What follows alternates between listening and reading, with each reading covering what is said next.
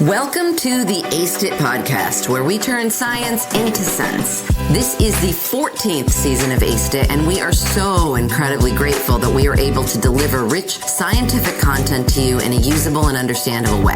Aced It is brought to you via the Justice Community Overdose Innovation Network, or JCOIN. If you're new to Aced It, welcome. We're so glad you're here. And check out the prior seasons to begin or continue your learning journey. A special thank you to every wonderful listener. We promise we will continue working to help you learn and grow via Aced It. Also, a quick plug for a few other JCOIN features. Did you know you can get technical assistance for your organization from the experts at JCOIN? And did you know you can apply for a small research grant to help fund an innovative study idea? Yep, through JCOIN. And did you know you can apply to be a JCOIN LEAP scholar or investigator, a year-long mentorship that will improve your skills? Also through, you got it, JCOIN. If any or all of these exciting offerings sound interesting, check out our website, jcoinctc.org, and learn about the many JCOIN courses, products, and opportunities beyond Aced It, all designed to translate science into sense for you. With that, I am honored that you're with us. I'm Danielle Rudes, your host, and this is Aced It.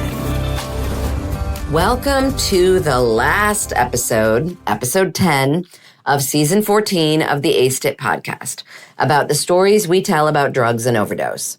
This season, we've been exploring the narratives told about drugs and overdose, who gets to tell them, and the narratives they choose to spread. Ultimately, these narratives shape stigma, guide policy responses, and affect access to treatment. Yay! Thanks for sticking around with us for the final episode of this season.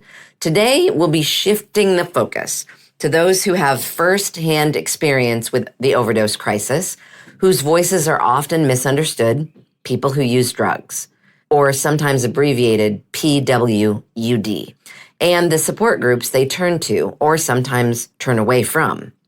We will look at how people who use drugs talk about each other, how recovery communities can both help and harm, and how new forms of peer support, such as online forums, are rewriting the story about recovery. Let's get into it. Let's start out with something that might surprise some of our new listeners and might not surprise our frequent listeners. Here it is. Stigma doesn't always come from the outside. It can also exist within communities of people. In this case, people who use drugs. For example, in a large study conducted by Silby and colleagues 2023, who interviewed people using drugs across rural areas of the U.S., they found that participants drew really sharp lines between different types of drug users.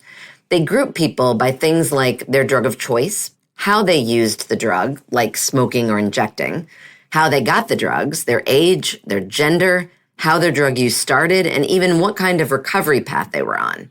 These categories were not neutral.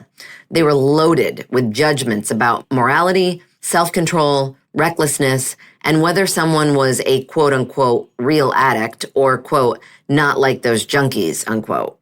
In other words, stigma wasn't always something coming from the outside world. It was also showing up within the community. People would draw these lines to distance themselves from certain drugs, behaviors, or identities that were seen as worse than others. And those distinctions can really matter because they shape how people see themselves and how they see each other. They can influence who feels accepted and supported and who ends up getting pushed away, even within spaces that are meant to help people recover. Those same kinds of narratives showed up in support groups, especially around what counts as recovery. In the U.S., 12-step programs like Narcotics Anonymous are often the most readily available resources for opioid use disorders, and they've helped many people. But they can also create real-life barriers for those who use medications like methadone and buprenorphine, some of the most effective medications for reducing overdoses. In a study by Andraka Cristal and colleagues 2021, they examined 30 individuals who took part in 12-step groups and had a history of taking medication for opioid use disorders. These individuals noted instances in which they were prohibited from speaking at meetings, couldn't get a sponsor, they were discouraged from staying on medication, or they were blocked from claiming their recovery time because they were still on drugs. Another study by Bowles and colleagues found a similar clash between previous drug use and medication, but this time around, naloxone, the overdose reversal drug. Newly abstinent people involved in a 12-step oriented space often refused to carry naloxone because they felt it tied them to the drug-using identity that they wanted to leave behind. Some individuals expressed that carrying naloxone would, quote, keep the chapter open, unquote, or make them feel like they were still hanging around people who use drugs. These examples show how ideas about what real recovery can shape not only whether someone feels welcomed or supported, but also whether people engage in life-saving harm reduction practices. At the same time, peers and support groups can be an incredibly powerful antidote against stigma when they're done with supportive intentions. Research done by Schweitzer and colleagues 2023 found that people in treatment experience high social criticism by their loved ones and often have smaller, less diverse social networks. For many, feeling less than those around them can feed internalized stigma and make it harder for them to stay engaged in care. But peer recovery specialists, people with their own lived experience of substance use and recovery, can help flip that script. For example, in a study done by Anvari and colleagues 2022, participants described peers as uniquely credible by sharing their experiences with long-term recovery and by challenging shame by reminding them that they were once in their shoes. Peers can also help people push back against stigma and support them in staying in treatment even when others might criticize their choices. These stories are evolving in online spaces too. As we discussed in episode 3 of this season, social media platforms like Reddit have become important places where people who struggle with substance use seek advice, share advice, or simply vent to others who understand. On Reddit, people in opioid use treatment and recovery use anonymous forums as a kind of 24/7 support group, especially to talk about stigma. In a unique study done by Kemper and colleagues 2022, they looked to examine the type of stigma that people often seek support from in these Reddit groups. During their search, they found that people in these groups described an overwhelming sense of shame about having an addiction, fear of being judged by family or employers, and confusion about how alcohol use is socially acceptable, but medication for opioid use is condemned.